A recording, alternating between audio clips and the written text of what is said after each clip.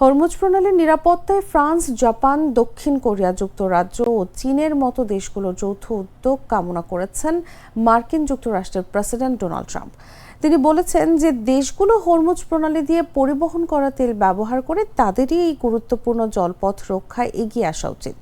নিজের সামাজিক যোগাযোগ মাধ্যম ট্রুথ সোশ্যালে দেয়া একাধিক পোস্টে মার্কিন প্রেসিডেন্ট বলেন, ফ্রান্স, জাপান, দক্ষিণ কোরিয়া, যুক্তরাজ্য ও চীনের মতো দেশগুলো যদি হরমুজ প্রণালী দিয়ে পরিবহন করা তেল ব্যবহার করে তাহলে এই পথের নিরাপত্তা নিশ্চিত করাও তাদের দায়িত্ব হওয়া উচিত।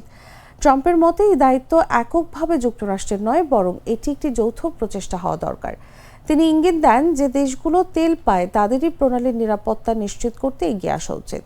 বিশ্লেষকদের মতে ট্রাম্পের এমন মন্তব্য ইঙ্গিত করছে যে হরমুজ প্রণালী নিয়ে পরিস্থিতি এখনও ঝুঁকিপূর্ণ রয়ে গেছে। ইরান কার্যত এই পথ বন্ধ করে দেওয়ার পর আন্তর্জাতিক জ্বালানি সরবরাহে বড় ধরনের অনিশ্চয়তা তৈরি হয়েছে।